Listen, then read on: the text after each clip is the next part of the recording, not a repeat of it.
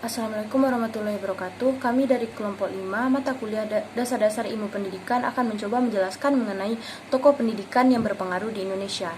Anggota kelompok kami yaitu Anissa Rahmayani, Asila Zakia, saya sendiri sebagai moderator, Esther Alda Sagala, Maharani, Rena Pranesha, Nurul Huda, Sari Khairunisa, dan Welia Zartika. Baiklah, pertama sekali saya akan menjelaskan mengenai profil singkat Bapak Ki Hajar Dewantara.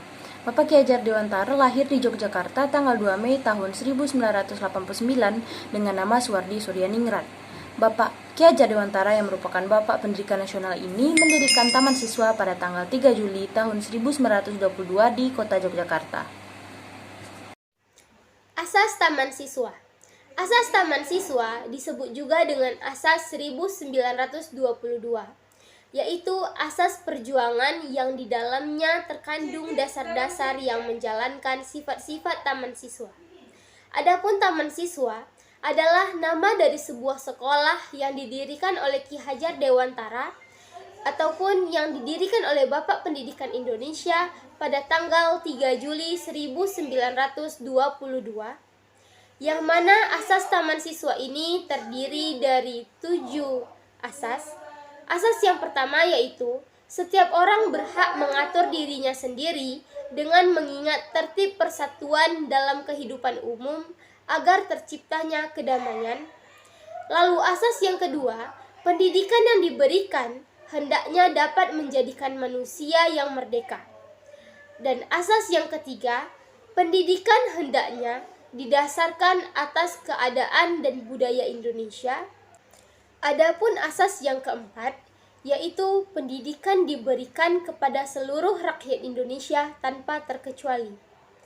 Asas yang kelima, untuk mencapai azas kemerdekaan, maka kita harus bekerja sesuai kemampuan diri sendiri.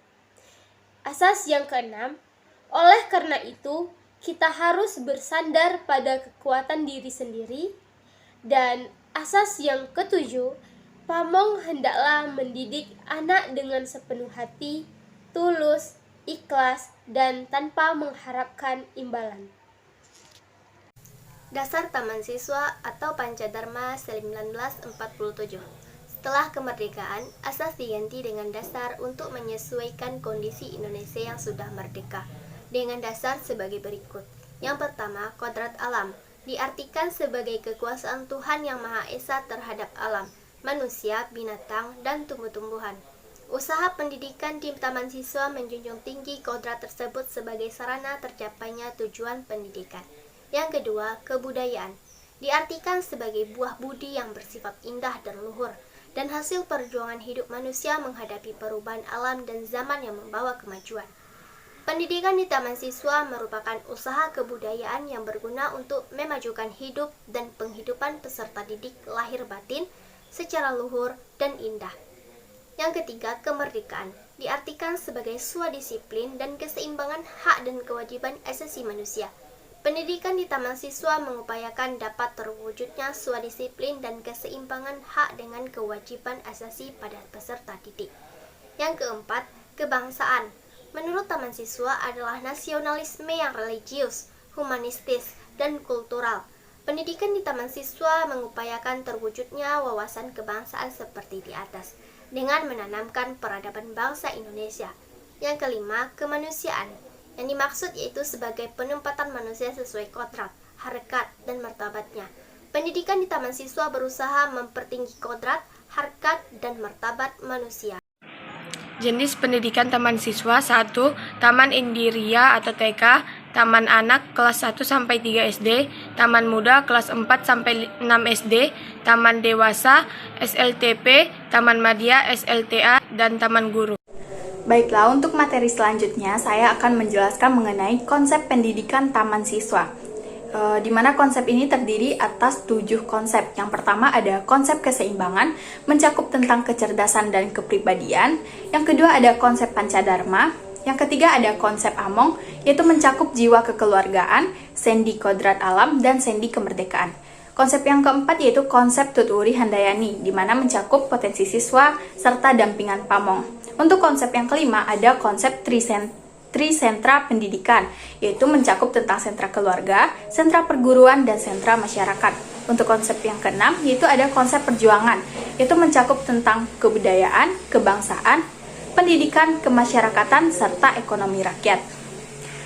Dan konsep yang terakhir ada konsep Tri Sakti Jiwa, yaitu mencakup tentang cipta, rasa, dan karsa. Tokoh yang kedua adalah Muhammad Syafi'i. Muhammad Syafi'i lahir di Kalimantan Barat 1896, dianugerahi gelar Doktor Honoris Causa di IKIP Padang 1960. Kemudian, Muhammad Syafi'i mendirikan INS pada tanggal 31 Oktober 1966 di Kayu Tanam. Asas dari INS di Kayu Tanam yaitu terdapat 5, yaitu 1. Berpikir logis dan rasional, 2. Keaktifan dan kegiatan, 3. Pendidikan masyarakat, 4. Memperbaiki pembawaan anak, dan yang kelima, menentang intelektualisme. Tujuan INS: yang pertama, mendidik rakyat ke arah kemerdekaan. Yang kedua, beriman kepada Tuhan Yang Maha Esa. Yang ketiga, manusia yang harmonis dalam perkembangannya. Yang keempat, memberikan pendidikan yang sesuai dengan kebutuhan masyarakat. Yang kelima, menanamkan kepercayaan pada diri sendiri. Dan ketujuh, harus dapat membiayai diri sendiri. Selanjutnya, jenjang pendidikan. Yang pertama, ruang rendah, 7 tahun setara dengan SD. Yang kedua, ruang antara, 1 tahun. Yang ketiga, ruang dewasa, 4 tahun. Yang keempat, ruang masyarakat, 1 tahun. Yang kelima, ruang pendidikan, pengajaran, dan kebudayaan di Padang Panjang. Yang keenam, program khusus untuk menjadi guru, 4 tahun setelah ruang dewasa. Pendidikan adalah salah satu alat terbesar untuk kemajuan bangsa, negara, dan akhirat yang disampaikan oleh Tengku Muhammad Syafi'i. Baiklah, sekian presentasi dari kelompok 5. Jika ada salah dan janggal, mohon dimaafkan. Assalamualaikum warahmatullahi wabarakatuh.